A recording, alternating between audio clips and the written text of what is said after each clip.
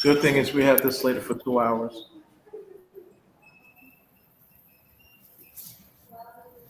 I should charge my phone back up.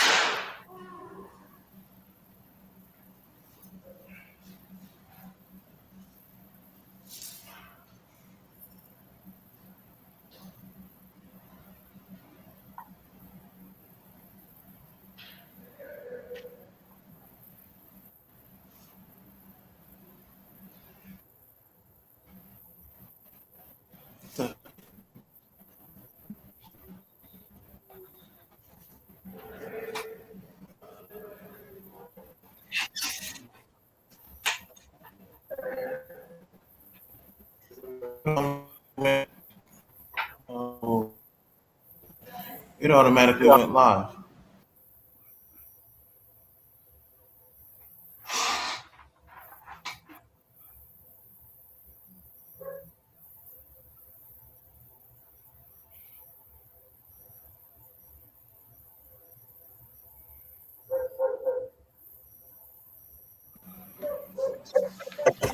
Adjust my screen real quick. Oh, hey, how you doing, Greg? Good Greetings. evening, everyone. The artist storytelling panel. We're going to get started after some technical issues and considerations had to be made. Sorry for being a little bit late, but I'd like to introduce three of our panelists. We have Miss Regine Sawyer, and I call her Miss Wonderful because she does just about everything. She is a fantastic writer. She is a little bit of everything. But I'm gonna let her introduce herself after I introduce these other two fine gentlemen in this panel with me right now. There's Mr. Greg Burnham. He's been a friend of mine for going on about 6, 7 years, maybe a little bit longer. I don't know. I'm not counting. We're good people.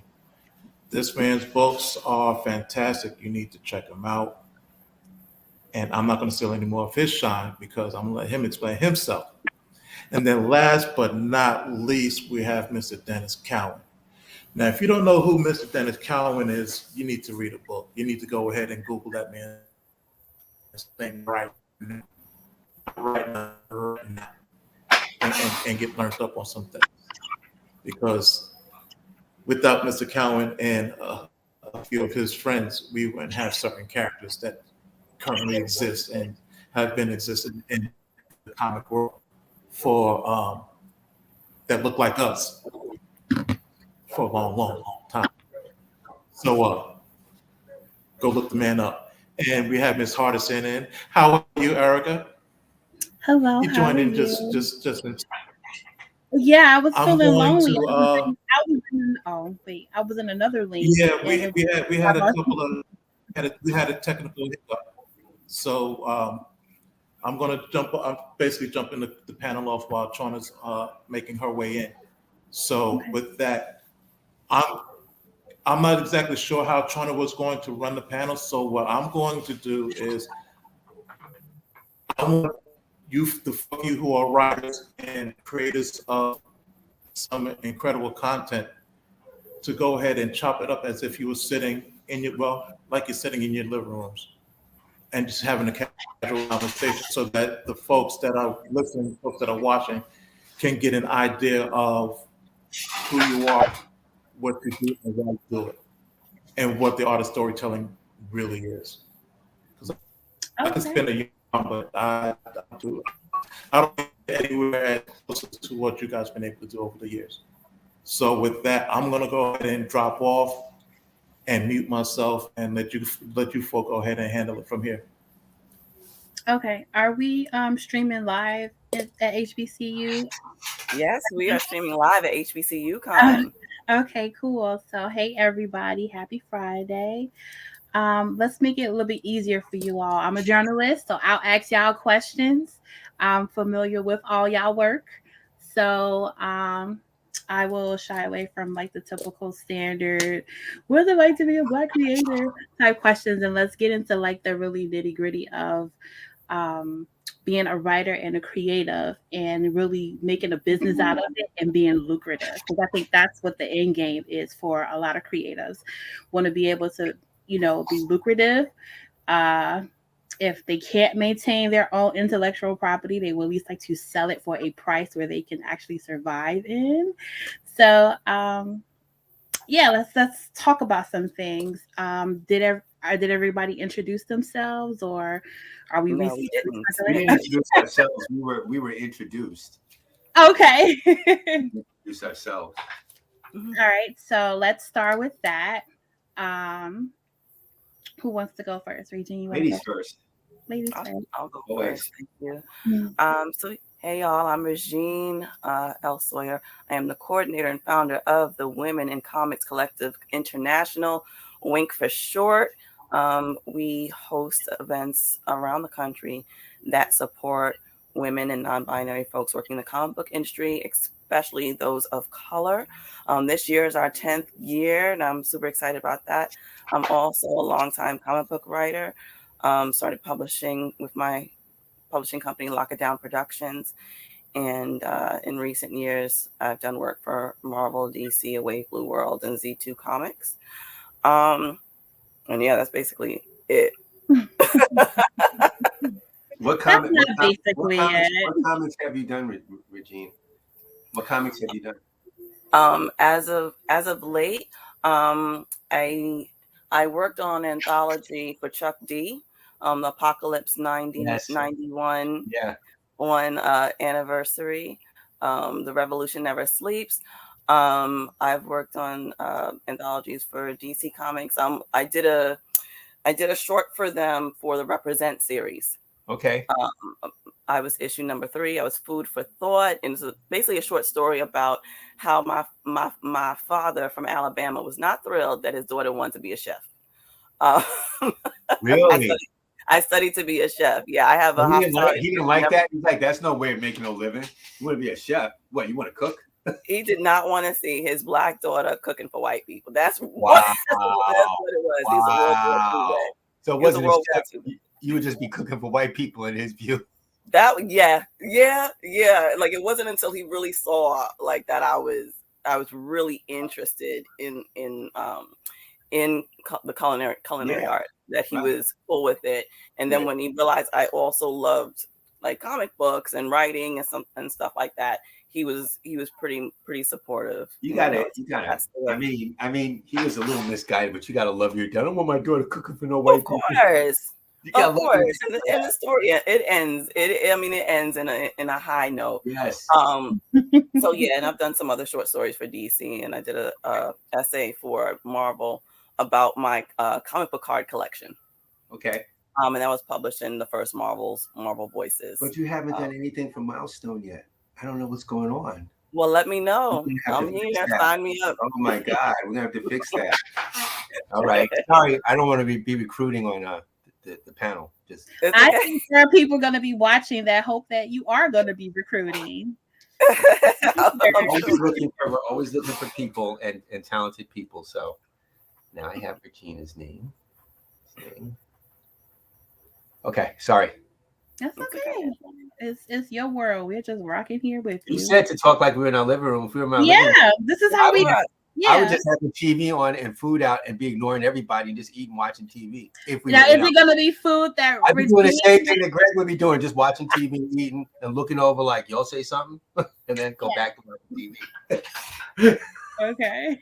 It's fine. So let's have Greg jump in. Greg. Sir Greg. What I do? I'm innocent.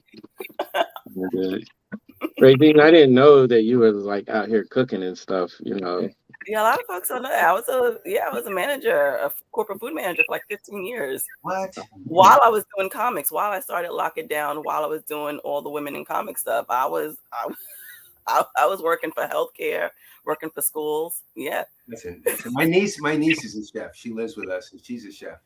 Oh, that's dope. I love Black woman that. chef. So like, I'm a little familiar with all that, and it's a different world for you guys. Yes, It's different. always. It's not the same. Not the same as the other chefs. You know, y'all have different things put on y'all, so it's different. I have stories. I I know you do. definitely have stories. I know. believe you. Yeah, I I'm not believe even interested in comics. I just want to hear stories about like the chef life. This is so cool and ironic because my grandmother, she was a chef and caterer at the University of Chicago. She worked there for about 35 years before she retired, and you know she was part of the Great Migration. She came up from the South right at in the 1940s, Mhm. and that's what she did. She cooked because you know people. My grandfather was a chef. My grandfather who raised me was a chef and a caterer and worked in the school system for 30 years. Like it was the way that we got out. It was a way of getting into the middle class. It was a way of really doing it, you know, and all that stuff. That's incredible. All three of us. That's crazy. we gotta have after Greg introduced himself. I want us to circle about this conversation because I just that's okay. We're just having a conversation. Sorry, Greg. No Back to problem. Greg. Okay, Greg, so, all right, tell us about your awesomeness. man. My name is Greg Burnham. I am a writer, comic book writer, publisher / editor. I co-create the series Tuskegee Airs with Marcus Williams, my bro. Right. I have another series called The Search for Sadaka. I do that one on my own. I have 2 issues of that one so far. Not all the way on my own because I stink at drawing. So, I still have to employ, artists and stuff. And then what else? I got props here. I don't know if you guys can see that. Erica, you might be familiar. I guess I have a short called Owsley, like a 6-page, and Noir is the new black. With the caddy. Don't forget the caddy. That's not a caddy. That's a cutlass. Oh, sorry, cutlass. Young people.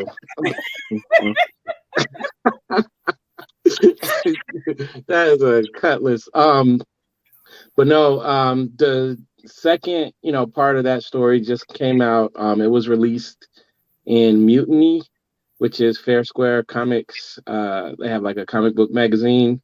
It's kind of like heavy metal, like in that type of realm. And so I released the second 6 pages on there.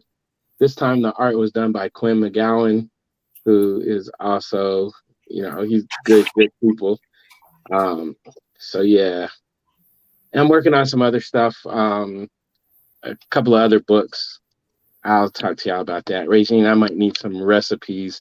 Me and Jason Reeves, we got a book, Beautiful's Barbecue. It's fun, it's goofy, but we might need some recipes from you. Just let me know. Last but not least. My name is Dennis Cowan. I'm one of the co-founders of Milestone Media. Also a longtime comic book artist, creator. Been in the business for a long time. And, if you're familiar with Milestone, you might be familiar with some of the characters created, like Icon of Rocket and Static Shock and Hardware and the Blood Syndicate and all these other characters. We recently went back into publication about 1.5 years ago. And relaunched some of our major titles.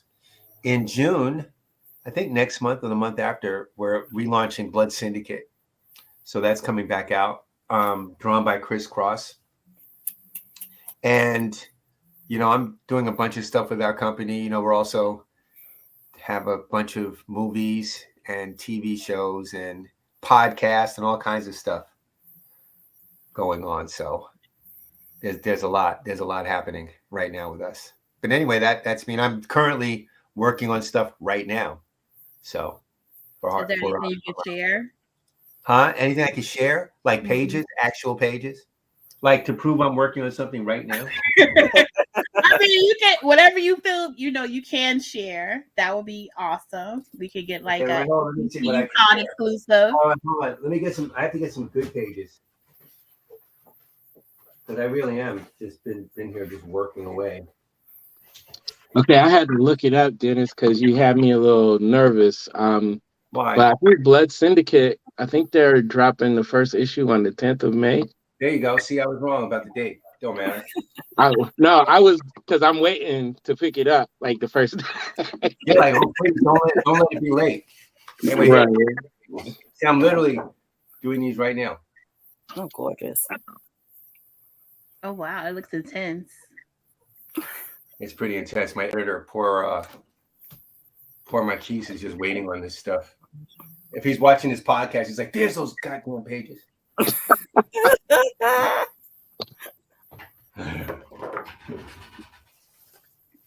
I knew it. I knew he wasn't doing nothing to being interviewed. So, yeah, no, that's really what's up. I'm literally sitting in my studio. And if this was like a regular call, I would be drawing while I was talking to you.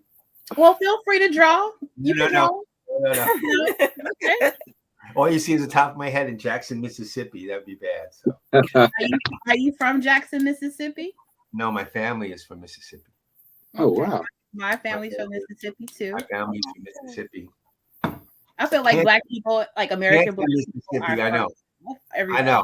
I know. We're all connected. That's true. All right. Well, my name is Erica Hardison. I'm a journalist.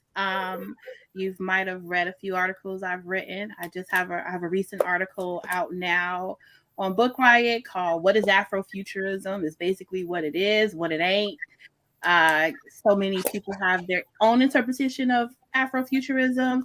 I actually dissected Mark Derry's interpretation of Afrofuturism and pretty much explained, people coined him for the word, but he didn't really come up with the word. It was more like a happenstance, like, the chicken crossed the road and there it was. He didn't invent the chicken or the road. So, so I have that out right now. I was also part of, I work with an artist called Karen Darbo.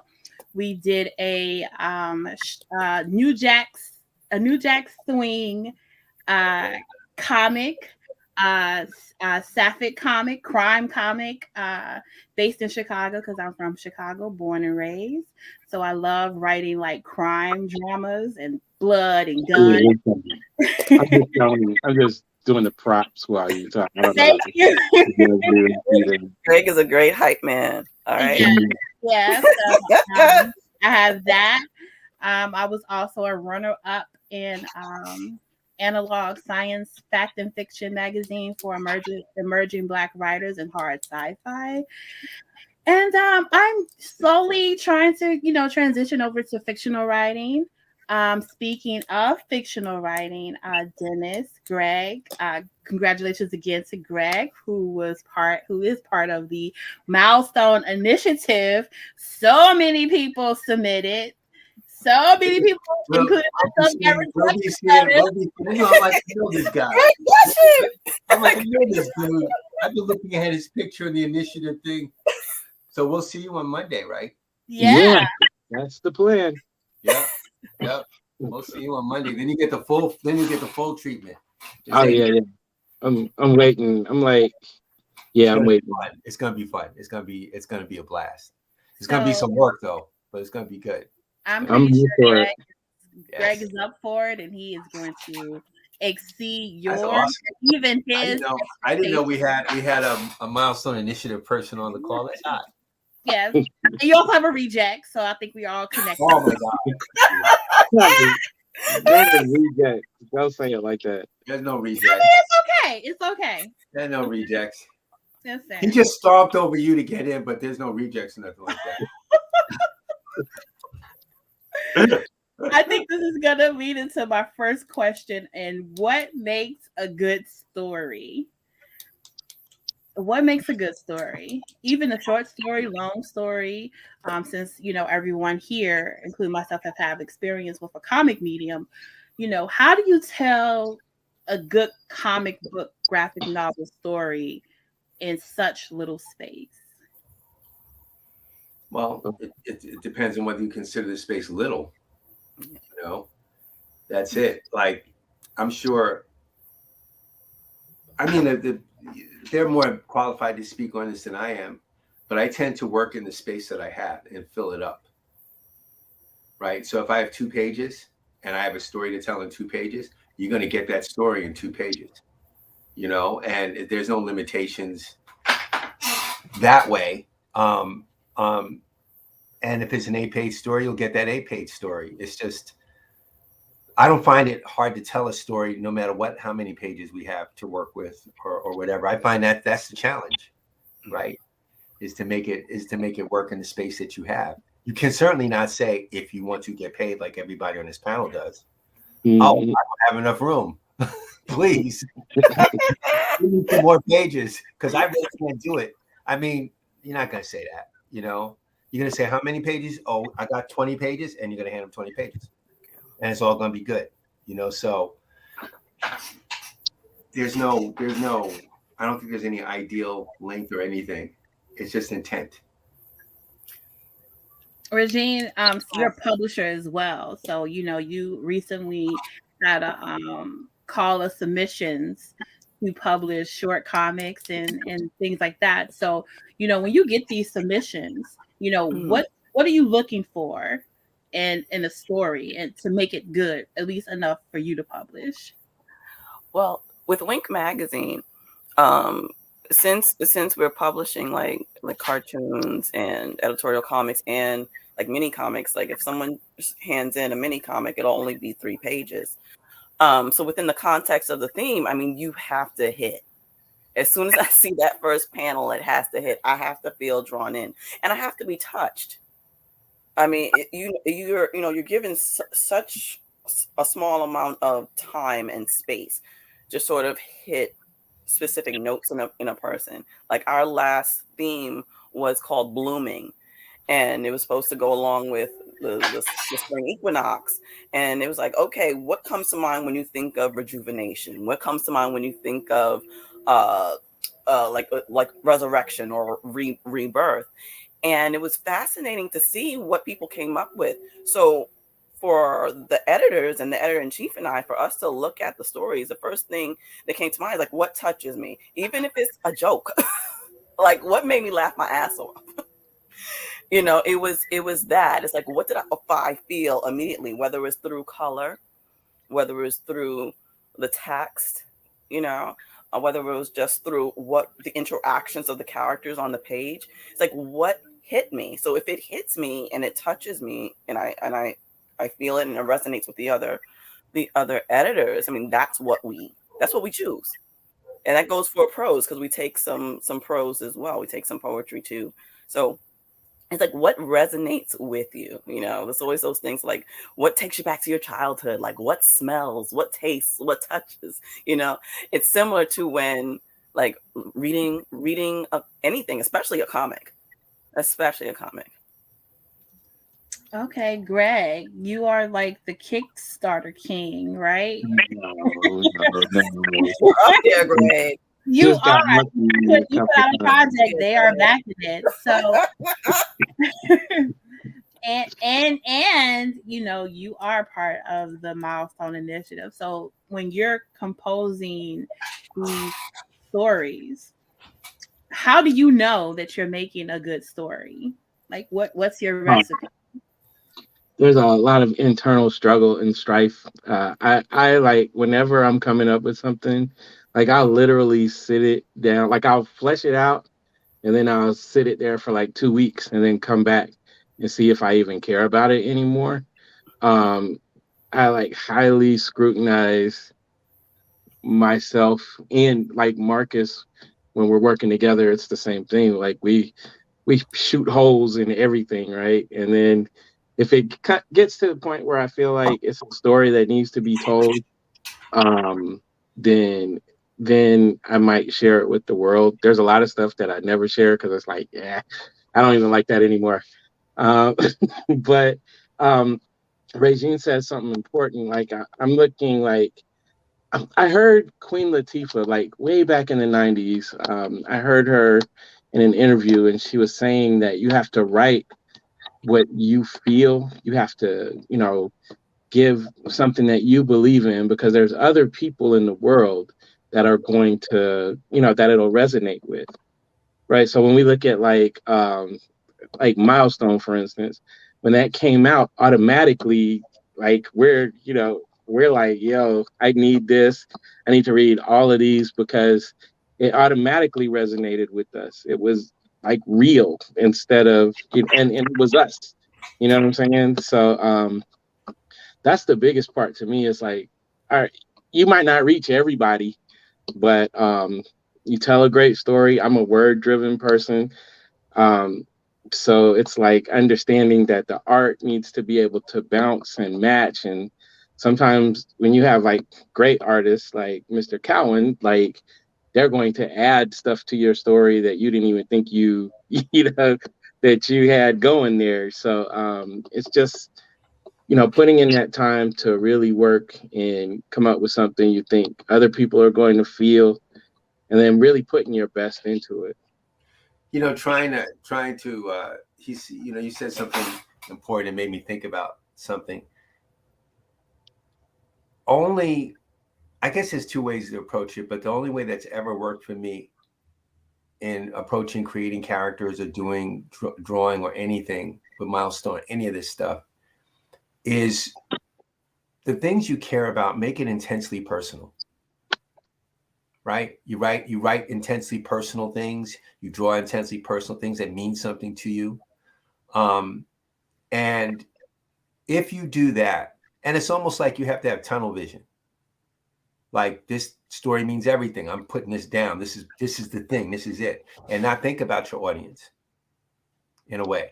Not think about them at all. Just do your thing. Do it. Communicate directly. Communicate in a strong way. If you do that, like Greg said, it's going to resonate with people. But only if you speak the truth that way.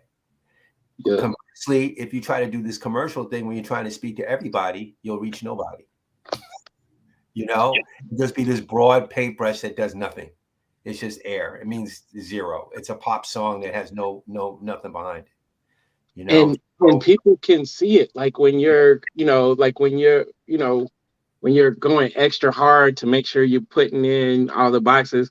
I feel like us as Black people, we see it really well because we've watched, all these stereotypes and tropes of us over our whole lives, so it's easy for us to see, oh, you just put this person in here to say you had one. You know what I mean?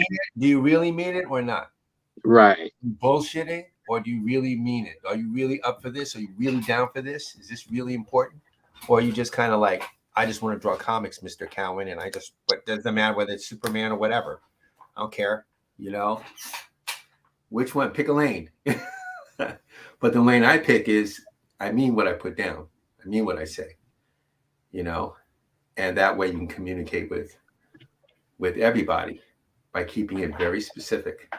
It's strange how that works, but I found that really works. So sorry. That's okay. Babbling. Who inspires you?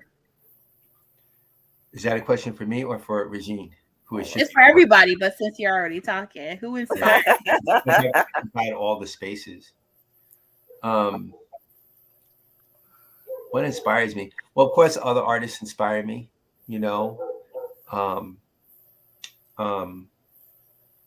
I would be remiss to say one of my biggest inspirations passed away yesterday, and it's Neil Adams. Neil Adams passed away, and you want to talk about inspiration? He got me into the business in a way. I was 16 years old, and went to the High School of Art and Design. They had an internship program, and the internship program, one of the places you can intern was at Continuity, Neil Adams' studio. I pulled every string. I did everything I could. I was already kind of in comics, when I was 14, but I pulled every string I could to go work for Neil and to go to that studio. And he took me in at 16, like a second dad. Big inspiration on me. He just really changed my whole life and a number of other Black artists that people don't even know about. Neil was right there. He was never that dude. He was always the guy like propping you up. So that was a big inspiration for me. I get my inspiration from other artists, a lot of European artists I look at, you know, a lot of literary. I get a lot of literary inspiration. I'm a big Chester Himes fan. I'm a big Ellison fan. I'm a big fan of Black Noir, you know, stuff like that. I love it. Music is huge for me. You know, I got guitars hanging up and stuff. I get a lot of inspiration from just things like that. I don't look at a whole lot of comic books anymore, you know, for inspiration. I tend to take my inspiration from other places other than other comic books. But, you know, I still have my favorite comic book artists also. Fortunately, a lot of the people who were inspired me, I ended up working with. So all the Bill Sienkiewicz's and the Frank Millers and all these cats, you know, Howard Chaykin, all these guys, Walt Simonson, I ended up working with them. So that's been great. So I've been fortunate that way in my career that a lot of people who inspired me, I ended up meeting and doing stuff with. So that's pretty good. Anyway, that's it. That's all I have to say about that. What about you, Regine? Who inspires you? Regine. I have a good amount of inspiration. I mean, as Dennis was talking, I was thinking about my mother, who passed away a few years ago. My mother was an artist, and I have all these paintings of hers on my walls. And when she realized that I was totally in love with comics, like I was really interested in writing and creating and stuff, because I would have my little sketchbook and I would sketch out all these different characters and stuff. She took me to my first convention when I was 14, and she took me to the New Yorker Hotel, and went to my first convention there. And so when I think of not just creatorship, but endurance and determination, I definitely draw that inspiration and strength from my mother to a certain extent. And in that regard, just what's around me as well. Just like the grittiness of New York City. It's like, this is where I live. Do you live in New York? Are you in New York? Yeah. I'm born and bred in Queens. I was born in Queens. What are you Oh, were you? I was born in Jamaica Hospital. Were you? I live right by Jamaica Hospital. I'm in Briarwood. I grew up in Springfield Gardens, Queens. Oh my! Like right next to Laurelton, right next to Rosedale, right next to all yes. that. Oh wow! I used to live like right by Far Rockaway, so Queens in the house. Yeah. We're all connected, Greg. I'm sorry. My grandmother had a house for a long time in St. Albans. Yeah, right off the Hollis. Yep. Yeah. I lived in St. Albans as a baby until I was about 7 years old. I was in St. Albans. My mom was in St. Albans. So that was the black center of town in a way. Yes, it was. Queens, yes. But see, we're going to start digressing again because she knows. No, I think that area is still mostly black. It's mostly black, but back in the day, it was Duke Ellington and Count Basie, and it was black. James Brown had a house. All of them lived in St. Albans and that whole area. Yeah. People didn't know about it, but black people knew about it, you know. Mm-hmm. So that's where my mom was, and that's where my grandfather was. They all lived in that area. There's a lot of nonsense that went on. Yes. A lot of stuff would happen. Indeed. But wow, that's crazy. It is, right? It's small world. But truly, that's where I draw my inspiration from. Yes. And if she taught you, if you got endurance from that, and grit and endurance. Yeah, I mean, absolutely. I mean, part of it is being a city kid, but there was a lot of things that happened around that time. Around that time, my father died. She was recovering from cancer. So there was a lot going on around the time my mother said, "We're taking you to this to this convention." That's amazing. So that you can meet folks. And I had my little sketchbook, and I remember I met David Mack for the first time. That's when Kabuki had just come out. Yeah.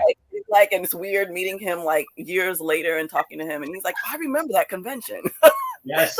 like really, you know. Yeah. But Dave's a good guy. But yeah, because she was sort of lifting me up, like, yeah, we're going through it, but I'm going to support you in what you love. Like, listen, you love. Did she look like you? Yes. And it's funny because mommy primarily wears glasses. I'm wearing them just because of I look at screens all day. My eyes are tired. So she was the glasses person. And she was also a con mom. I took her to conventions with me all the time. Once I started tabling and exhibiting and stuff, once we started doing events around the city with women in comics. So she absolutely was a supportive entity. So is my brother still is, always has been. So definitely I'm being family oriented in that way. Like they're my inspirations. But yeah, my city is definitely an inspiration. Just what's going on in the streets, what's going on with me. While I still have love for various genres, I love horror, I love noir, I love crime, I love action, I love things of that nature, and science fiction. I'm a big sci-fi head, so all those things, like the grit, the grime, the beauty, the determination, all of that goes into my work and music too. I love hip hop and I love heavy metal. I love all the music. I have playlists for all my books. All the books and stories I write, I have a playlist for each one. What about you, Greg? Who inspires you? I would be remiss if I didn't mention Dennis and like the Milestone movement, Dawood and Guy with Brother Man. Brother Man. Yeah, they were the ones. Like when I met Marcus, I met him because I was looking for an artist, and we did this comic book. I think I got it somewhere. It's really old now. He'll probably get mad because he's like, "I'm way better than that now." I'm like, "I don't care." I don't know, man. That's when he was at his best. But this is great. I still love it. But when I met him to do it, he's like, "Who are we gonna get to publish it?" And I'm like, I don't need nobody to publish it. We're going to do it ourselves. Just like Milestone, just like Brother Man. Like, it's really that easy, you know? but we got in here, we dug it out. We printed them at Kinko's. I don't know, Kinko's doesn't exist anymore. It's now FedEx. We were like, we formatted, we stapled, we did the whole thing. And then we got out here in Atlanta and started selling them. And that is directly because I saw it was possible, because I was a military kid, like living all over the place. I never met a comic book artist. I thought those people lived like in the clouds somewhere. Right. And, they just disseminated books upon us, in their monthly schedule. So I didn't know anything about how to go into the industry with it. So we always built everything from, ourselves out. And when we realized we don't know enough, we went and learned more. But of course, hip hop is huge. If you can't tell by my books, there's a lot of history and stuff like that. I was a huge history fan, Black history buff. So like all these different things come in to inspire to make these stories and to do this as a business. I could go forever, really, on inspiration. Some of my inspiration, like I said, I was born and raised in Chicago, and even though I kind of grew up in the 90s in Chicago, that is a big part of like my formative years, being a teenager in like 98, 99, like really molds who I was. But like my dad and my grandmother are some of my biggest inspirations. My dad, he was an engineer, he was in the Navy, he served in Vietnam. He was a big sci-fi head, right? So he had me watching like Flash Gordon and my brother used to too. and Star Trek and Star Wars, and he took me to go see Rocketeer when it was in the theater, and our bonding time. Your dad dragged you to all these things. Like, come on, you coming with me? We're going to see the Rocketeer. Yeah, and I'll be like, okay, fine. Yeah, Oh and I'll be like, okay, fine. Right? Our bonding time was like, okay, Star Trek's on, let's watch TV and have dinner together, and that was kind of like what I associate sci-fi and fantasy with. My grandmother is also my inspiration because, born in the 20s and, moving from the South and being able to like create a new life for herself in Chicago. Not a lot of people can do that. Not even now. You to uproot yourself and go somewhere where you don't know anybody. And I end up doing the same thing years later, leaving Chicago to move to New York.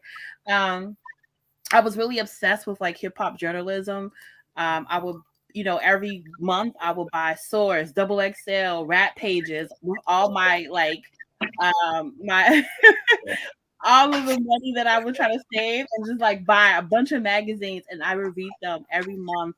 I these writers, Rap Pages, Right On, all the posters on the wall. Erica, you do not know anything about Right On. Yes, I do. All on my wall. Like, listen, I remember I had all the Aaliyah posters. You were 2. Posters. You were 2 years old. Stop it. And my introduction to comics, I wasn't reading like a bunch of X-Men or Superman and Batman like my brother was, but I was reading all of the Archie. Like, I was obsessed with Archie comics and reading Felix the Cat. And that kind of like explains my obsession with like slice of life comics, because I, will read that. And also I read the newspaper. Once upon a time, I used to get my daily, comic feed from newspapers. And that's kind of how I discovered the Boondocks, because it was in the comics at first. And and my inspiration, Toni Morrison, of course, Gwendolyn Brooks. Before she passed away, she was teaching at Chicago State University. And I was like, I'm going to go to Chicago State because I want to take a Gwendolyn Brooks class. But I was too young, but she passed away. But, a lot of writers who write about, what Dennis says, what they know, Toni Morrison, all of her novels are in Ohio because that's where she was born and raised. That's what she knows.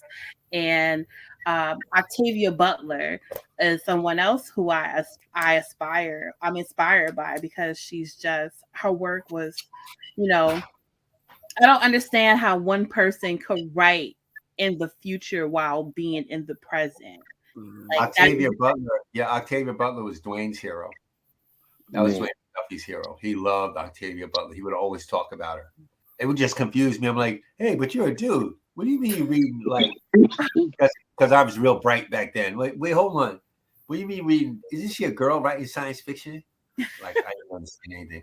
But he was like, also a Toni Morrison fan, and I'm gonna ask you a question about that. Yeah, he was. Okay, I'm gonna tell you why I kind of assumed that, because I have the Icon graphic novel, the first series, and there are certain quotes that Icon says that pulls from Toni Morrison, and you have to actually read Toni Morrison to be like, wait a minute, did he read Solomon?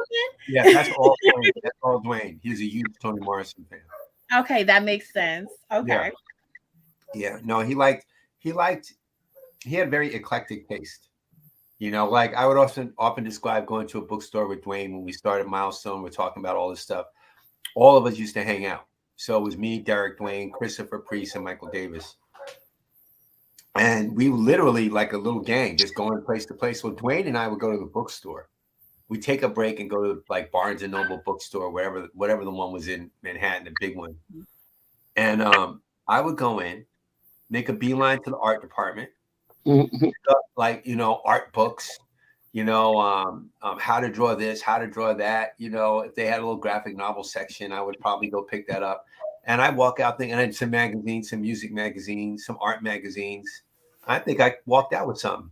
Dwayne would have an armful of books, but there would be books on physics, like engineering, like things that had nothing to do with anything that we were talking about in comics or whatever. Like I bought stuff that I could actually like, but he was buying stuff to feed his intellectual curiosity.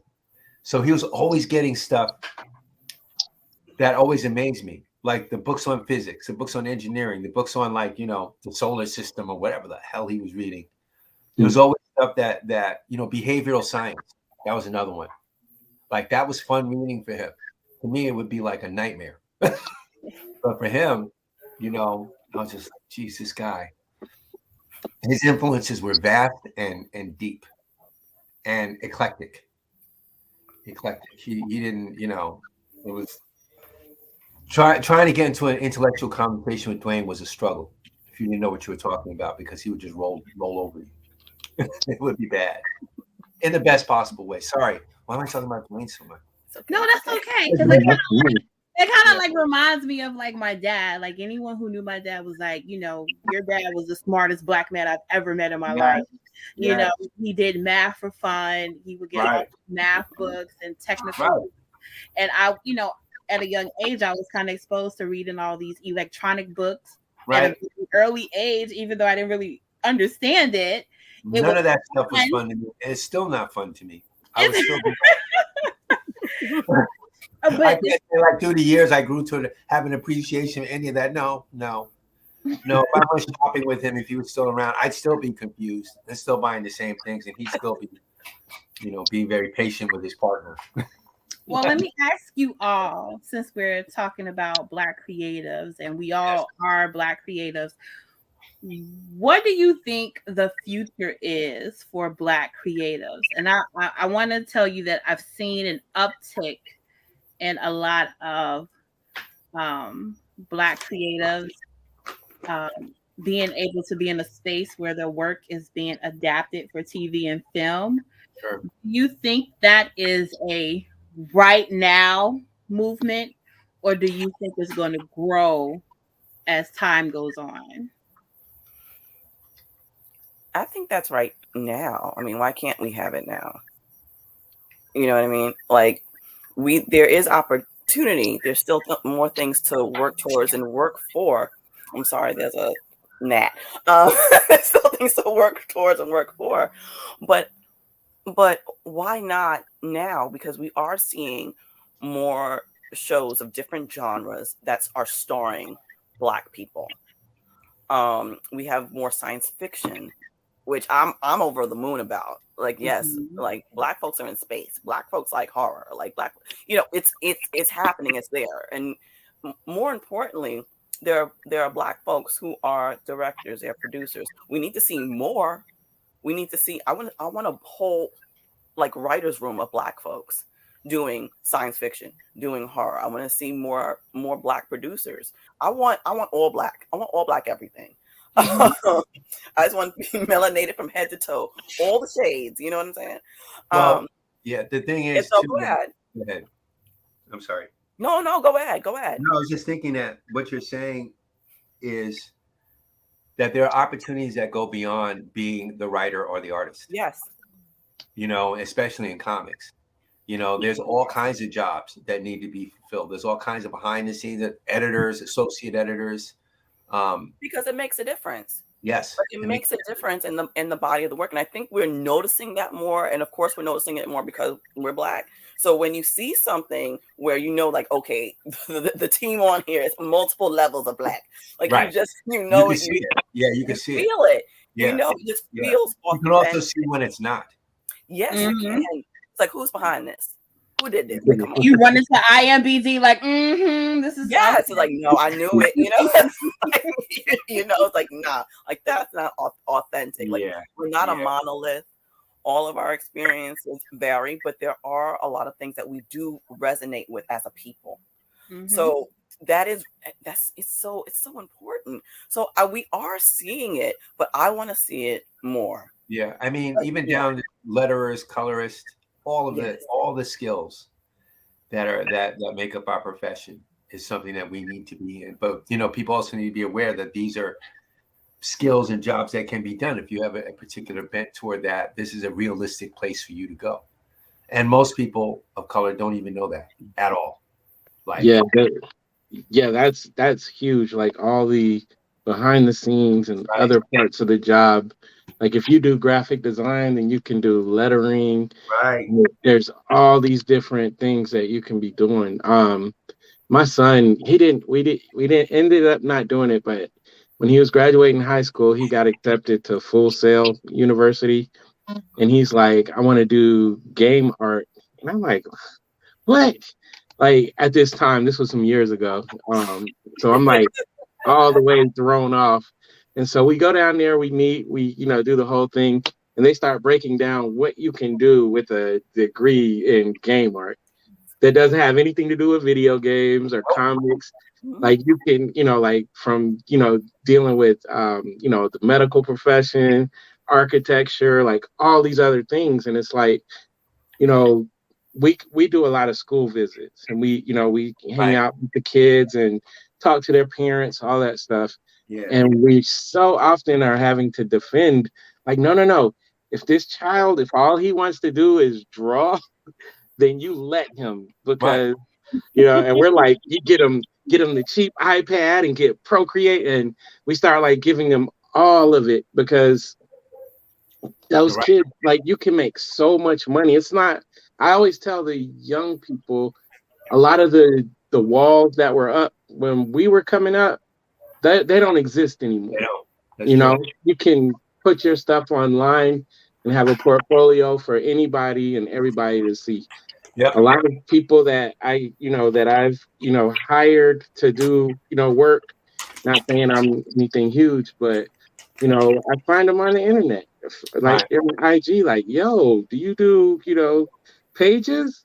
Yeah. Well, sure, I can, and you roll with it. But there's so much, there's so many different opportunities. One of the things, back just to the original question, we're seeing a lot is us owning our processes now. You know what I'm saying? So back, there's a lot of people that have comic companies, and you keep seeing the quality of their work just get better and better, And so when we're owning these processes and then we're, able to get into these other doors, we're coming in with leverage now. You know what I'm saying? It's like I already know how to, do this publishing part. So, we can help and pull each other up. It's really cool. I think some of it, there is, kind of the fad right now is to try to figure out how to get diversity into these shows and all of that. But as long as we keep, pushing, there's some shows on like HBO and Peacock. They're smaller shows there, but you can tell it's all Black. And I'm like, we need to be supporting that kind of stuff because, what was it? I don't want to talk too long. But yeah, just it's a lot happening right now, and we just got to keep pushing. I had to watch what I was about to say. Uh-oh. Right. Well, here's a let's kind of like bounce off that. Here's something a little bit more, on the lighter side. What are some of your favorite TV shows you're watching right now, and what are some of your favorite reads at the moment? Am I watching anything on TV? Or a movie you saw that you really liked and enjoy? It doesn't have to be like today, something recent. I enjoyed Bel Air so much. The new one is good. I haven't been able. Bel Air is good. Like, as a fan of the original Fresh Prince of Bel Air, like the Bel Air series is awesome. Like, it's the fact. What I love about it and appreciate about it is that as I'm watching it, I'm realizing that they took a lot of the storylines from the first series, like, and not just like, let's say the first season, they would take multiple storylines from across the seasons and use them as subplots. Mm-hmm. And it was so impactful. That's so smart. It was. It was. Have any of y'all seen it? I haven't seen it. Come on, I burned But I'm just through that thing. I'm thinking That's the like Will Smith in a kind of weird way, you know, and that's it. Yeah. Yeah. No, it's really good. no, I was shocked. yeah. They let you know like from the first episode, it's not the same, but Yeah. you do see like a lot of the themes, but they're just dealt with in today's times and dealt Yes. with like a Yes. more. I love the way, as much as I love the old show, Yes. there's a couple of things. First, all of the beautiful dark skinned people on that show Yes. that made me like celebrate. I was like jumping up and down for that. But then also, they just added more dimensions to the characters. So Hillary was a caricature, Carlton was a caricature. Right. Now they've taken them and they made them like real people. Sure. Like It's so tangible now. You can yeah. almost feel them. Wow. They was- did an amazing job with that. Yeah, it was dope. Like it's rare that I'm like I gotta be there the night that it comes out so I can watch it. These days, yeah. It Me must too. be really good. I'll check it out. Yeah. I heard it's really good. If you really enjoy that, you have with the showrunner, what's his name? Nuisance. His last name is Nuisance, I believe. He has a book coming out this summer called My Government Means to Kill Me. And if you watched Pose, you will enjoy the book. That's all I'm gonna say. If you watch Pose, so it's a coming of age story of a Black gay man in New York City. And it's very much Pose vibe. And I cried during Pose. It took me a couple years to watch Pose because I lost a friend to AIDS. So I was like, I know this is gonna hit on me heavy, so I'm gonna need to build up my confidence so I can. Yeah. But I watched and it was everything I thought it was gonna be and more. So yes, My Government Means to Kill Me. You're gonna definitely want to My enjoy government means to kill me. Mm-hmm. That's one of my book recommendations. All right. Anybody else? Greg, what are you watching, reading? Man, I've been reading everything. Like comics wise, I'm not even joking. Like I just picked up it's Assassin's Creed Valhalla #1. And it was really good. I don't know. I read anything Star Wars that they put out, any G.I. Joe that they put out, and I've been reading tons of DC. Like I went back and read like all like the compendium, like just reading because I myself as a writer, it's like I'm always trying to look and see, like I want to get better and just keep getting better. So I read sometimes just for just to study, like how did this person handle dialogue or like pacing. I'm working on some graphic novel stuff that's a little bit different. So like with Tuskegee Airs, we take every time we get 3 issues, we'll just bind it all together. Right. But I've never written like a graphic novel, like just a book for a graphic novel. It's always been comic book issues. Right. So right now I'm doing that, kind of just trying to study pacing and stuff.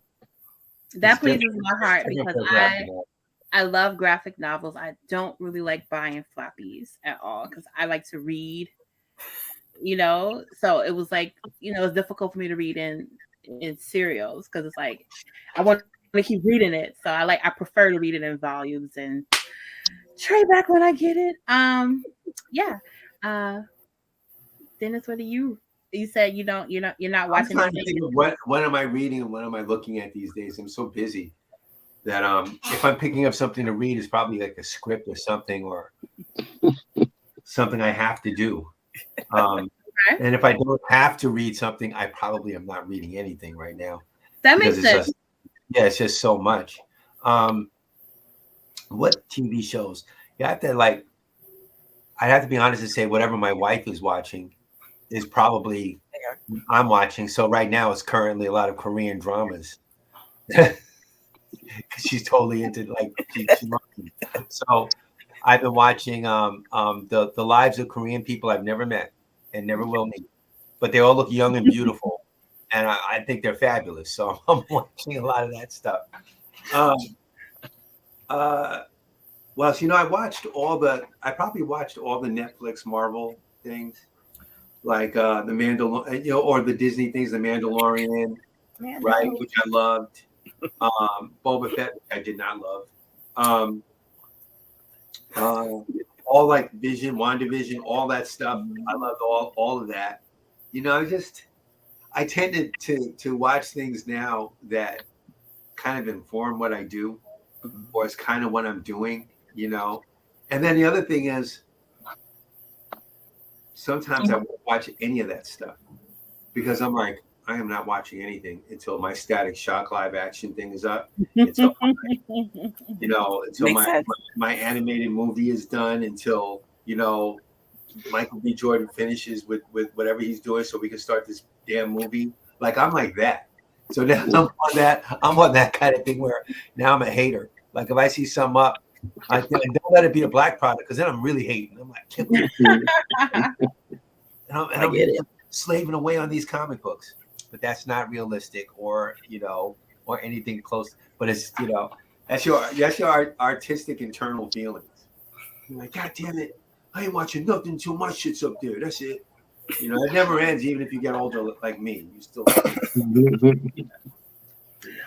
Well, it's kind of a little unfair to say what I'm reading because I review books often, so I'm always reading something. Right.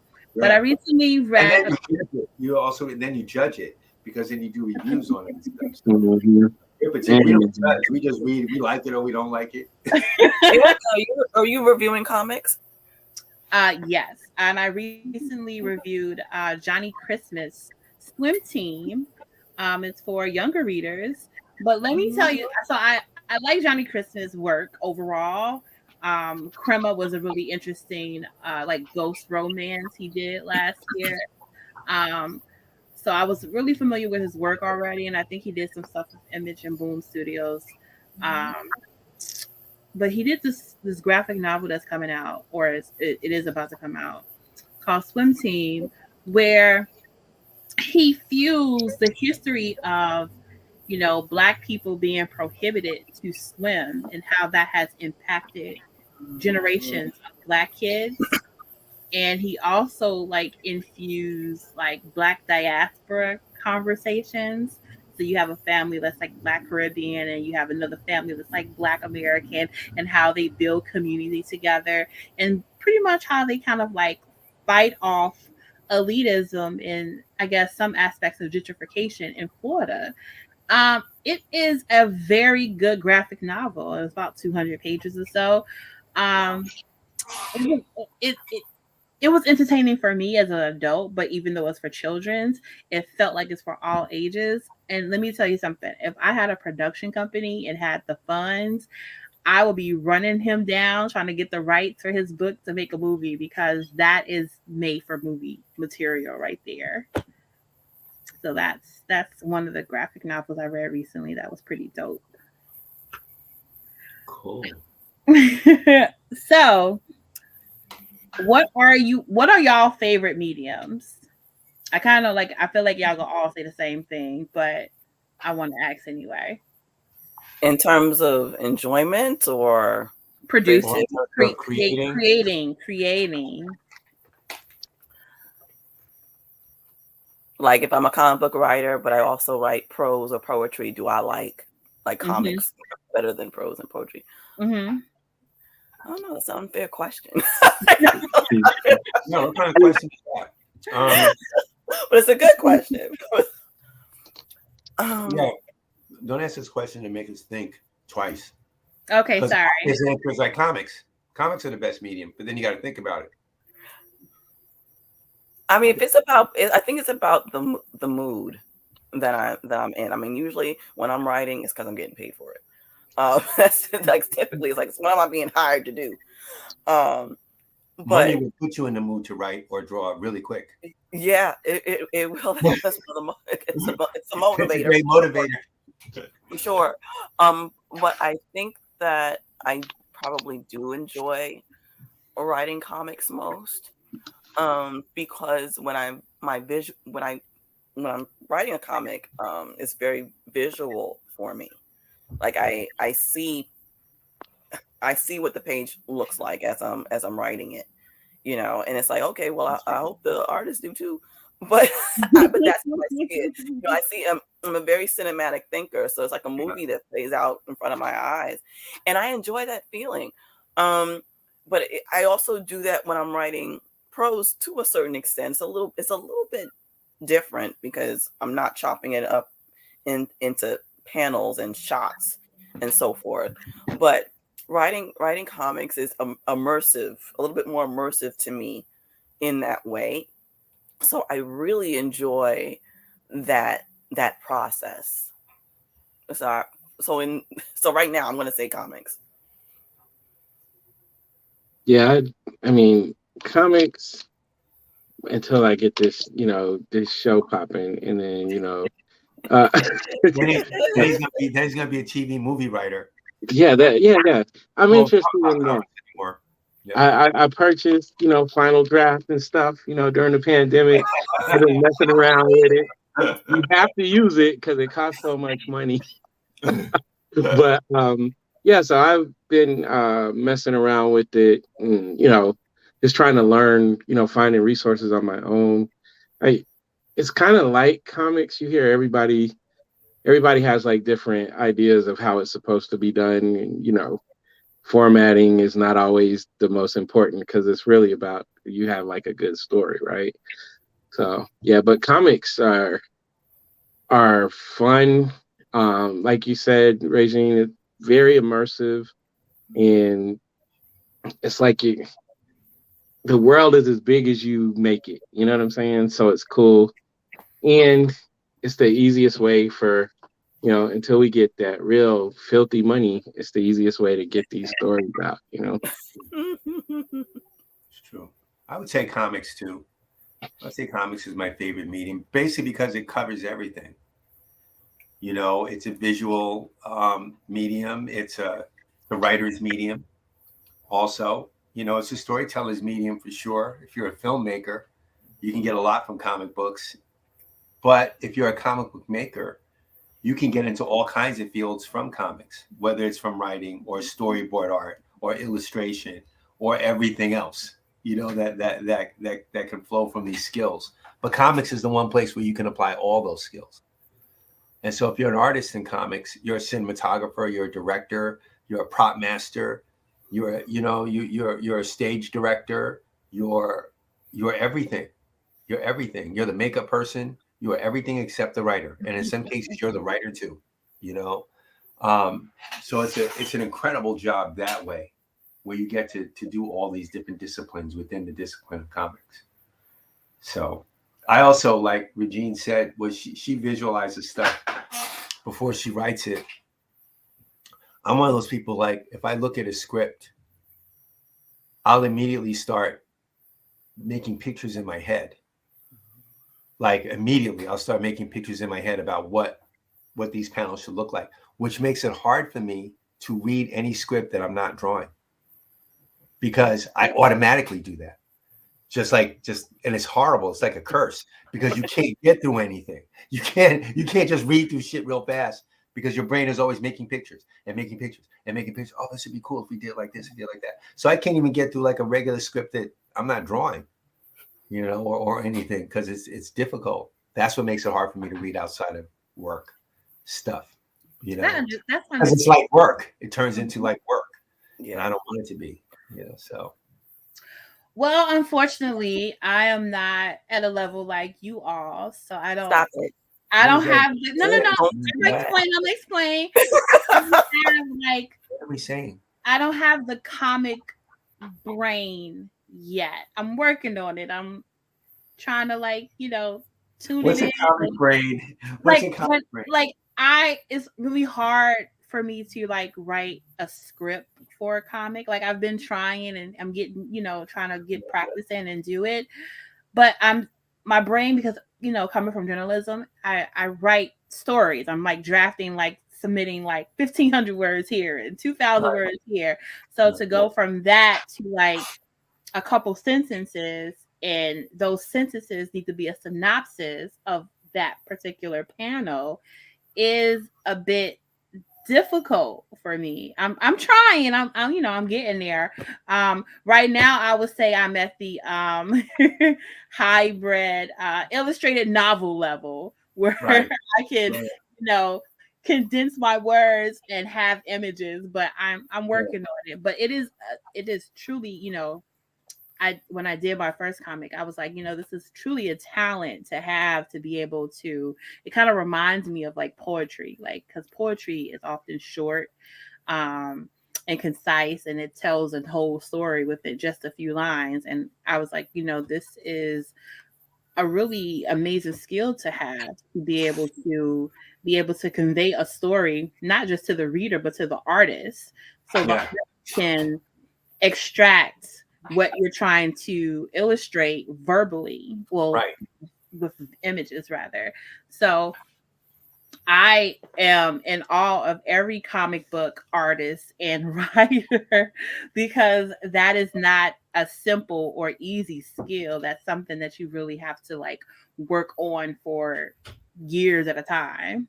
Well, I'll tell you, Erica, when I started, I came from prose too. I was used to writing essays and long stories. That's what I was used to. And what happened was, it was a lot of trial and error and studying other people's scripts. And I read all the books and whatnot. But you know what really taught me? When I was forced to letter my own book. That's what taught me. Wow. I need to cut what I'm like, cut what I'm like, dialogue wise and capitalize. Wow. Once I lettered a preview book of mine, because my letterer, he couldn't do it, so I did it. And man, I was like, as soon as I did that, it was done. I don't need half of these words. I don't need half of these words. They don't even fit in the panel.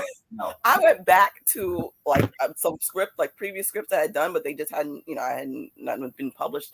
I went back and cut. I was like, cut, just cut. And so now it's automatic for me. It's like, what's unnecessary? Like, what's unnecessary? It's like because it's a visual medium. It's like, we're going to show. Like, I don't have to say like, well, Jason just ran out the door. Like, I don't. Jason running out the door, and it's just like little question marks or something beside someone's head. Like, oh my God, he ran out the door. So it's like that. It's like, what's unnecessary? We'll talk later. Okay. I'm trying to add Greg back in, because he's Greg. So let's see if I can get him back in here. Hold on. Sorry for that. Okay. He said his connection failed. But yes, I am trying. Everything, it's a process,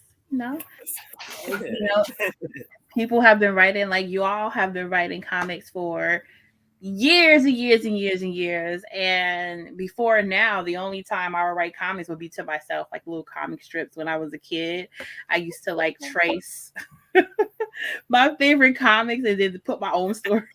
I love that. That's funny. So I'm going to ask you something that's kind of cliche. Okay, sorry. Tell me, and not including your own, tell me your two favorite Black superheroes. Not including my own. Not including your own. When I say your own, I'm talking about. Because I created the best ones. So. You can't include your own. So not including your own. Who are some of your favorite Black superheroes? Regine goes first. Thanks. Well, Storm is number one. I know she's number one for a lot of people, especially Black women. But she was always special because of not just her being Black, but how she presented herself. Like how like Chris Claremont wrote her. always just left an impact on me. And when I started collecting mainstream comics, specifically Marvel comics, I was collecting X-Men initially. I was collecting X-Men Classic. And so when I saw her and I saw how she presented herself, I saw her personality, I saw who she was, and I saw the various changes, from goddess to Mohawk punk, and then, so on and so forth, and loss of powers. Now she has powers again. Like to see those like nuances was really incredible to me and left a deep impression on me.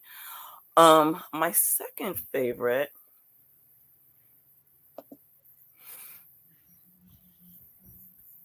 I don't know, it's a little bit hard to choose. You could say Static and nobody would be mad right now. Static was in there somewhere. I'm just saying. Somewhere. He was in there somewhere. He was in there. It's funny. I'm still not sure. I mean, it's still not sure. I mean, in terms of Static, I mean, the way, like when Static, who would? No, but I just want to say no. But I do want to say this, like when my brother came home, he came home with Milestone books. Like he'd buy one for me and one for himself, and so like I have like one of like each of the first, some of the first books. Yeah. And so as I got older though, and I was watching like the Static cartoon, was really when I was like, wait a second, like this young man, I'm like, he's me, like he's like I forget what that was, the late 90s. Yeah, that was the late 90s, early 2000s. I think 2000. Like I was in college, and I still love Saturday morning cartoons and stuff. Yeah. So it was like, oh, this kid is me. Like, and also I know this kid, so Static is he's definitely there. Aww. Definitely there because because it felt very familiar in terms of, I know that kid. Yeah. Like I know that kid. That's great. So I mean, so secondarily, I mean, I'm not quite sure. There's a lot of Black characters, but like when I mentioned Storm, it's because she just left such a deep impression on me. Yeah. Hey, Greg, welcome back. No, I'm glad you're back. You came back just in time because I'm asking everybody, not including characters that you've worked on or your characters, who are your two favorite Black superheroes? My two favorite Black superheroes. So Black Panther. I don't know. I know that's like the popular answer, but just the whole, like what Wakanda was like. I was intrigued with that, so I would definitely say Black Panther. And then, geez, man,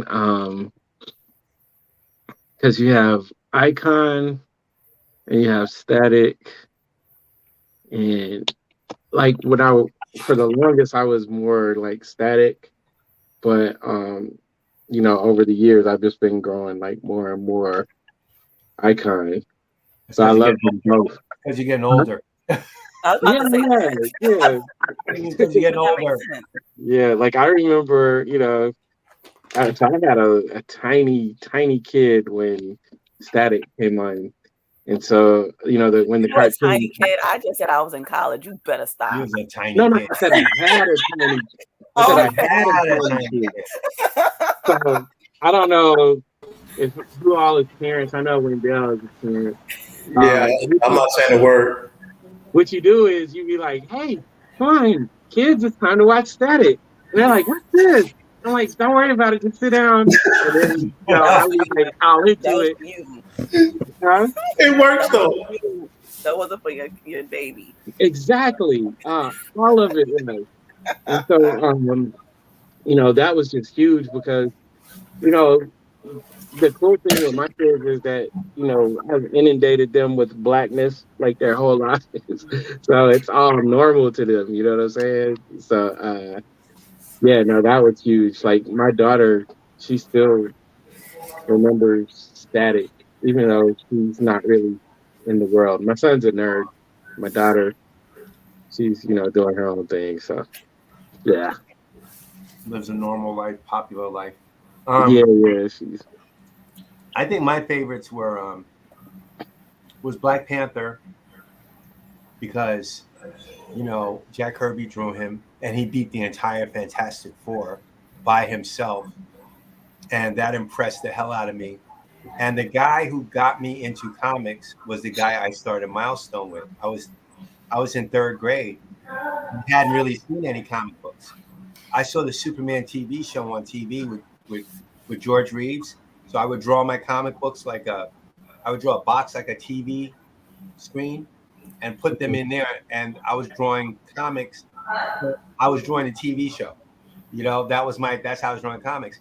And Derek, I'm C, Cowan, he's D, Dingle. We were sitting next to each other in class.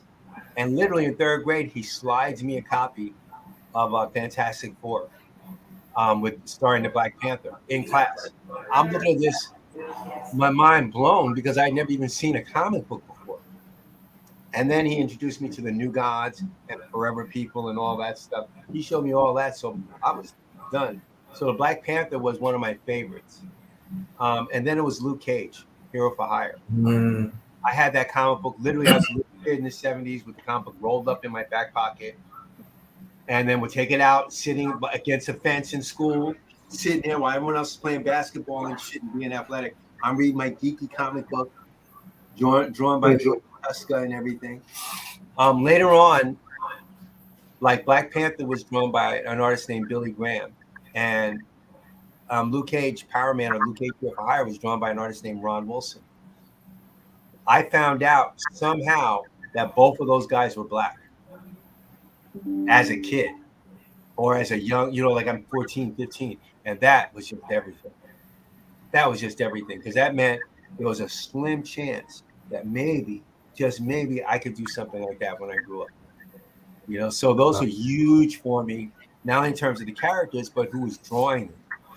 Eventually Ron took it over, and then I got a chance to meet Ron, and I never got a chance to meet Billy Graham, but he was huge influence on me, just because who they were and what they did. I was going to be just like that when I grew up. Wow. Yeah. Erica, do you mind if I give mine too? Since for whatever reason StreamYard doesn't want me to stay in the background. Because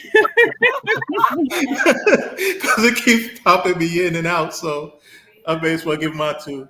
That's funny. And you both said Black Panther, so I won't say him, even though I was on the cover a few years back in my cosplay. Just say who you love. It doesn't matter. Yeah, for me, I'm gonna go ahead and go a different route. And surprisingly, I'm going DC with both Val Zod and Mr. Terrific. All right now. Okay. Mostly You have to defend those choices. Yeah. It's mostly it's mostly because of their intelligence. I mean, you don't and I was about to say something, but I'm gonna retract that a bit because I was gonna say no, not right now. Move your phone, please, sir. I was supposed to be in the background.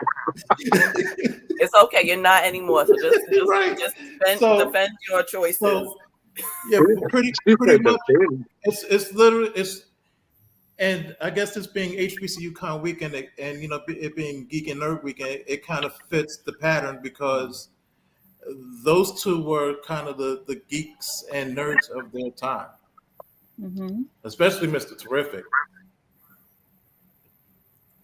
Now, I was about to say, they tend to not want to portray us in that intelligent light, but then you've got Black Panther, who's like one of the most intelligent people in Marvel, and he's one of my faves as well. So I mean, I just that intelligence kills me right there. I'm like, and then they're not pushovers either. You can try it, get beat down a few times, but hey, My favorite Black superheroes, of course, Storm, because watching her on, Saturday morning. That was like a ritual between me and my brother. We'll get like a big bowl of cereal and eat on the floor and watch X-Men cartoons. So that, I mean, I can totally relate. I have so much Storm fan fiction in my head. It's ridiculous. But outside of Storm, I would say I'm really have taken a liking to Moon Girl. It's I guess because I have a daughter who's 4, but also because I like, when I was younger, myself and friends, we will always get in trouble in school. Like, she talks too much. She puts A's and B's on her report card, but it'll be that comment. I like Erica. She's very smart, but she talks too much. And like Moon Girl kind of like encompasses all the things that I was told that I couldn't do as a young girl. Not raising your hand too much because the answer, give everybody else a chance. Like, stand in your ability to do things. So I really like Moon Girl for that. The second one I would pick, I have two because I feel like I'll be doing my dad a disservice by not mentioning Cisco. When he like slapped Q, I was like, this guy's a superhero. Not only is he a black captain, but he is also a superhero. So that is my superhero. So that's just the Trekkie in me. I have 20 minutes left. I know people really want to know, how can they, a dry cut answer, not, the inspiring, work hard and you'll get there. Literally give a few gems of the game on how can Black creatives get seen and get paid in this industry. How can they make it as a comic book writer? How can they make it as a comic book, artist? What should they have on their radar as, their plan of action? And anybody can start it off. I can't speak for the artist as much. From writing is weird because I feel like you don't need. There's tons of writers, so I always feel like trying to, like, even if you start doing something of your own, that can put you on other people's radars, but it also can just help you to keep getting better. So when opportunities do come, you're ready for them, right? Because there's like, I'm learning there's all kinds of opportunities to write video games, not so it's not just about comics, but like you have to be ready when the time comes. I think is a huge part. So continue to like work on your craft. If you can create something, I know that I'm able, with the books that I create, it's taking care of me being able to go to all these shows because we do 1 billion shows a year. So it's like that kind of stuff can get the money coming. You also gotta just like learn the business. That was the one thing. Like with our first venture, we were selling comics like crazy, but because we didn't understand the business and we were just trying to like see what would happen, we weren't making the money that we needed to be able to sustain. So learning, each side of it, like the publishing, printing, you don't have to do all of those things, but you need to understand how they work and how it's going to go in. Like we see a lot of people right now, they do Kickstarters, but they forget to account for shipping and, account for packaging and stuff like that. So you raised all this money, but you still got to pay out of pocket all this money. So, just continue to learn. I mean, I'm going to piggyback off Greg, because I think it's really important to continue to learn and to be open to learning. Like when we were like before the pandemic, I was teaching like graphic novel writing and comic book writing and so forth. And, kids would ask, like, how much are you making? Like, how long does it take? Like, it seems like it's really easy and blah, blah, blah. Like, a lot of folks think it's really easy and they don't think about it being, a business. You know, they think about, yeah, I want to make the dollars, and I have to say, like, you're not going to get the dollars like immediately. Like, that's not going to happen. But what needs to happen in order for you to possibly get to that point is to learn about the business and to learn how to hone your craft. Honing your craft is so important. So if you are interested in art, you need to be not just you only need to be drawing, but you need to learn about the art of drawing, if that makes sense. Like, how do I draw a story? What is sequential art? What makes this? And it's interesting because I've had that question, like, well, what's the difference? I'm drawing a pinup, but you're talking about sequential art. Like, it's two different things, honey. Like, having to break that down for folks. And then when it comes to writing comics, letting folks know, like, hey, there's different ways to write comics. There's different templates, there's different formats. Like, you can write in a format that works for you, but it's more important that it works for the artist that you're working with. Like, it's a collaborative process.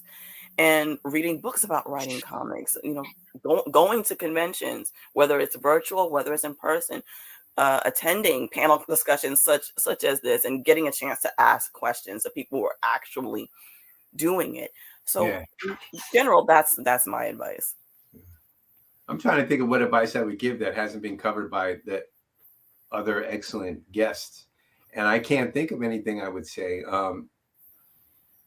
Though one of the things I would think about, and it's almost counterintuitive in a way, but Regine touched on it a little bit, and so did Greg, is this is a business. Comics is a business. We're definitely in a business. But the people who turn me off the most when they come to me for advice or they come to me with anything are the people who come to me asking me how much money they can make. Or how could they come up in this business? Or, yo, man, looks like, I could really do well. So how much can I expect to make? I hate those kind of questions. I hate that kind of attitude. And you probably shouldn't even be doing this shit if that's the way you're coming into it. I'm not saying that some people can't be successful coming into it like that. It's just not my preferred method of dealing with people, or it doesn't seem to me a really conducive way to doing this, to learn how to do this. You come in with the attitude of learning, of openness, of really wanting to perfect your craft. You should come into this business studying what came before you, because you're not doing nothing new. You're not inventing nothing new. You're not reinventing the wheel in terms of storytelling and comics and stuff. So I would say study. Once you get in the business, if you're fortunate enough, remember, there's different parts of the business you can get into. It's not just writing and drawing. There's lettering, there's coloring, there's editing, there's all kinds of this production. There's all kinds of ways. But once you get in is when the real work starts. Everything you did before that was prep, because once you're in, then it's the real thing. So you'll learn about the business and you'll handle your business, and you make sure you get paid fairly, and you make sure you get everything that's coming to you. But don't ever get into this business thinking how much money I'm going to fucking make and I'm going to get rich doing this. And once my characters break out, I'm going to do this and that and the other, because that's not the way it works.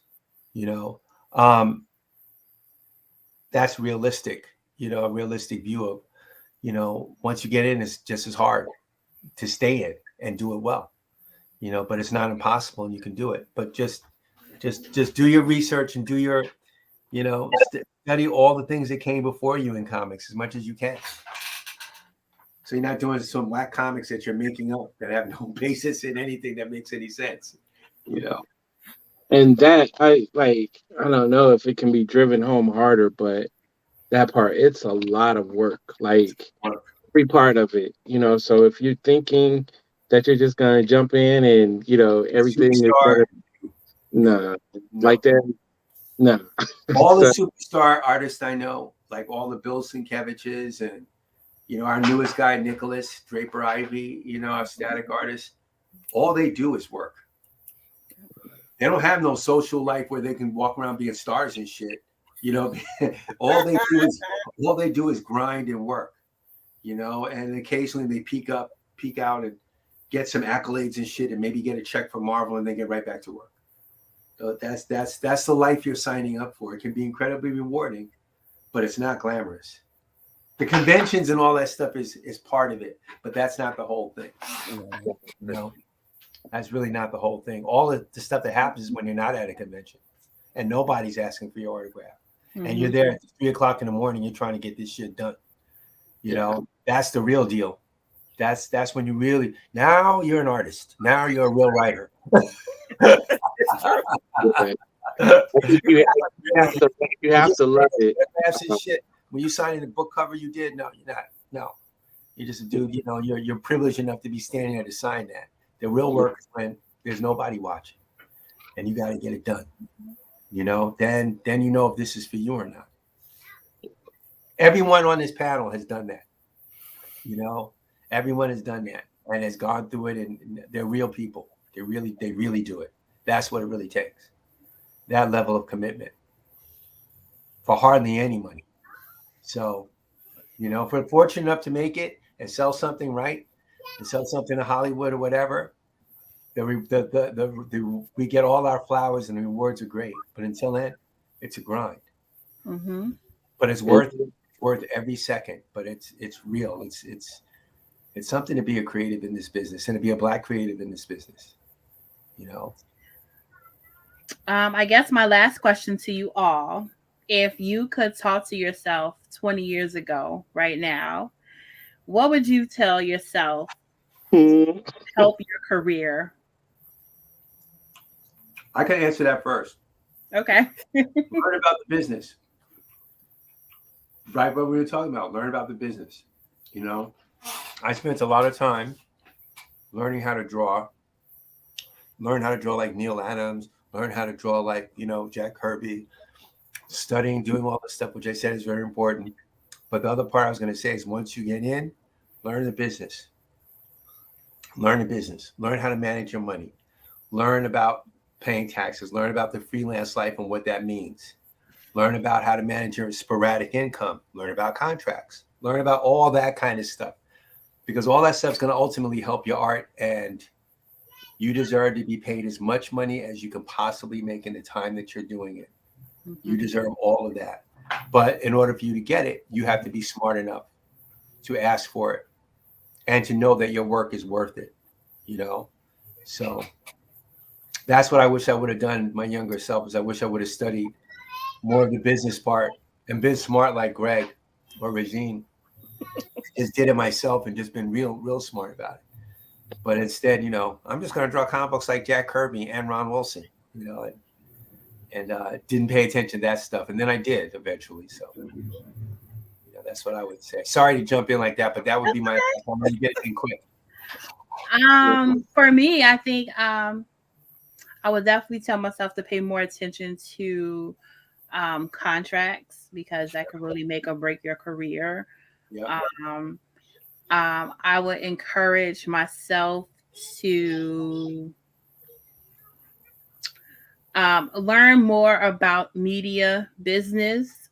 Even though I took some classes, you know, you have to really be in the thick of it to like really be like, okay, this is how this goes. And even though I've learned some eventually, and I know more than I knew before, you have to really stay true to yourself, because the media business, you know, whether you're writing comics or if you're journalism, is very finicky. You know, you are just a worker, an asset that could be replaced by somebody younger who wants to get paid half as much as you want to get paid, and they will push do it you out. faster. Yeah, and so there's no such thing as brand loyalty. You know, they'll tell you that they love you, and you know, but you are just a mule for them to further, you know, get bigger pockets. That's right. I will say I'm happy that I did, you know, publish my own magazine. I was, you know, when I was younger, I was really inspired by Living Single. Like, that was my show when I was a kid. I was just like, when I'm gonna grow up, I'm gonna be just like them. And I, you know, published my magazine, and there can never be too many Black magazines. So That's true. You can go, Greg. Okay. First, I Also, uneasy. is everyone okay? First, I think I would tell myself, 20 years younger, I would be like, yo, look what I'm doing right now.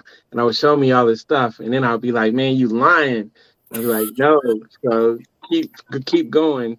More importantly, I would talk, and I talk to young people all the time about not letting people sidetrack you. Like when people see you and they see you have talent, they're automatically going to be trying to pull you away. Like we get it, and I know you get it, Dennis and Regine. Like when you're sitting at a table and somebody's like, "Oh, this is great!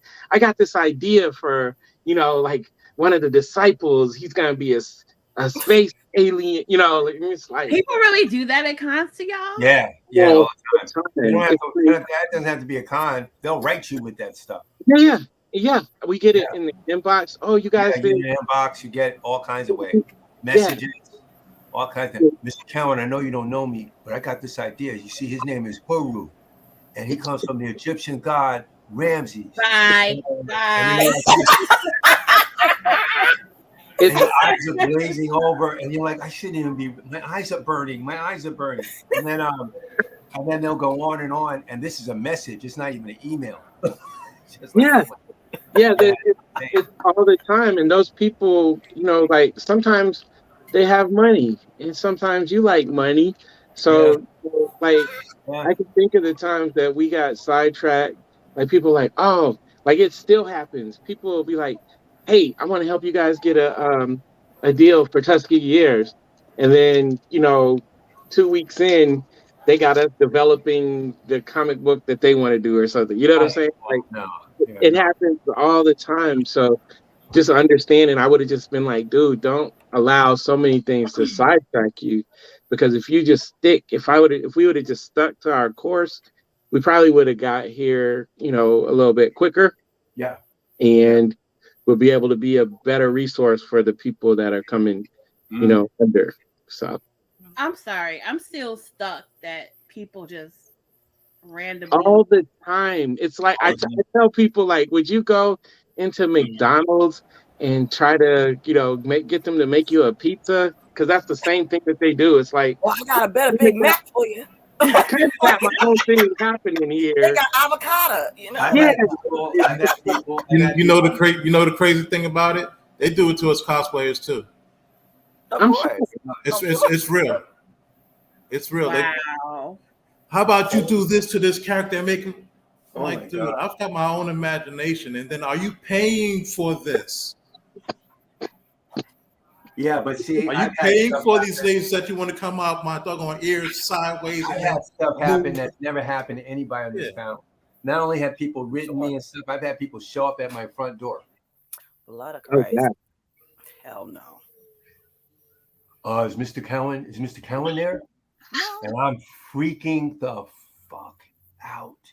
Like, how did you find where I live? And who are you? And why are you standing in my doorway, young black man, shaking, like just nervous, because you did this whole track and did this whole thing, and God knows where you come from. It's not funny, but oh my God. It's insane. I tend to have some empathy because I remember how I was when I was younger. I never would have done no shit like that. But if I could have, maybe I would have, I don't know. I couldn't imagine. I mean, this is a side note, but I remember like just going to shows and as a younger person, I mentioned I was 14 years old.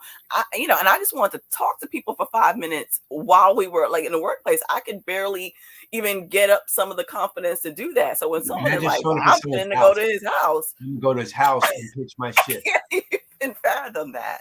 Yeah.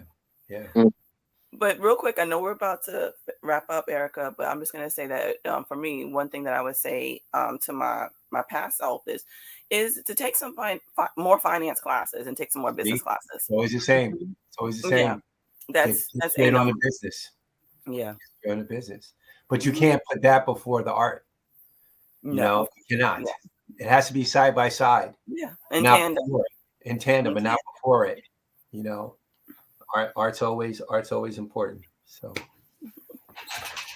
All right. Any last comments, statements, or feelings you want to express to HBCU Con? We are so thankful that they invited us. And you all are all esteemed in your own each individual way. Thank you for having me. Talk to you all. Thank you. You guys are awesome. It was a lot of fun. I didn't hear you say that again. This was a lot of fun. It's a lot more fun than I thought it was going to be. I'm like, oh my God. I will pass that on to Cece when I see you in a little bit. And shout out to Cece. Cece the geek. Cece is walking into doing this. Oh, we love you, Mr. Cowan. Please. Aww. With everything that's gone on today, I'm so thankful that your panel went as well as it did. And from our executive staff, pretty much I want to say thank you all. I wish you all could be here. And all, but hey, maybe next year. Maybe next year. I got to see how this, how the world is operating. Because right now I'm not doing any in-person cons this year. So. Right. Why? Because I just you just don't want to see me. We just got added to a Brooklyn Comic Con. Are y'all familiar with that? I'm considering doing the Schaumburg festival, the outside festival. Like, I feel like I have the capacity to do that, but like being inside somewhere with thousands of people, you gotta do what you're comfortable. Because I'm not there yet, and especially until Shuri can get a vaccine. Yeah, I definitely. Yeah, she's about to be 4. So right. When she gets a vaccine, I'll be more. Your daughter's name is Shuri. Yeah. As in the comic book, like the comic book character? Shuri? Yeah. So I can tell Reggie, you want me to tell Reggie Hudlin that you named Sure. I'll tell him. I'll talk to him in a few minutes. I'm like, yo, dude, you got people naming their kids after your character. And she's adorable. Yes, she is a huge superhero fan. She loves superheroes. I love it. See, hey, Erica, we definitely need to meet because I actually do cosplay as T'Chaka. So that I would love to do at least a few photos with her with me dressed as T'Chaka. Okay, cool. She would love that. She's the fan of all fandoms. And I don't mind coming back home to New York to do it. Okay. We'll definitely do the Schaumburg outside, but I'm probably not going to do the New York Comic Con. I don't know. Just so you know, we're doing two outdoor festivals this year. Okay. What month is it though? We're doing 3 events altogether, but it's June, July, and August. So June and July, both of those events are outside. So okay, you know what? I will put you in for July. Yes, I can do outside. I'll come outside, but inside. I don't know about inside yet. I'm getting there, Greg. I'm getting there. I feel like you just avoid me. That's all. I'm not trying to avoid you. Oh, get out of here. Are you gonna be at Momo? You coming to Momo? Can you hear me? Me? Well, Momo. What's Momo? I don't know because I know for me, my May is my recovery month. Oh, okay. And then June is seriously back to business. That's Awesome Con, 2 trips to Philly, and then I think Charlotte at the end of the month. Yeah. I'll see you at some of those places. Wow. Yeah, and then back to DC for another one the first weekend in July. Yeah, I'll see you at that one too. Yeah. Cool. Yeah, we'll catch up. I will see Greg on Monday. I will see you guys. I'm so like invested into this whole Milestone initiative because I want to tell you a secret, Dennis. Okay. I'm gonna tell you a secret. So last year I was approached by a creative who, he was like, yo, I know you like comic books and Milestone. I'm working on a project with Milestone. And I was like, what you doing? And he was like, he's doing something like on a advertising marketing side, not as a creative. He was like, I'm suggesting that they bring on more Black creatives to do some copy editing and stuff like that. And I said, Milestone, like the comics? And he was like, yeah. So he kind of sent me like a one sheet of the Milestone Initiative before it was announced. Yeah. And I was like, oh shit, are you serious? So like I kind of knew what was going on before it actually happened. Oh wow. He threw my hat in the name for copy editing, but clearly I didn't get it. And so then I was like, well, let me write this script real quick and see if I can submit it. But yeah, I knew about it, and I'm so happy that I know somebody who was accepted. I'm so happy for Greg, and I can't wait to see the final product. Thank you, everybody, for tuning in to HBCU Con, the Art of Storytelling. Thank you for all. Yes, we have to end our stream right now. So thank you for staying with us for a couple hours and talking about business and comics. And you all have a good evening. Right on. Thank you so much. Thank you. Good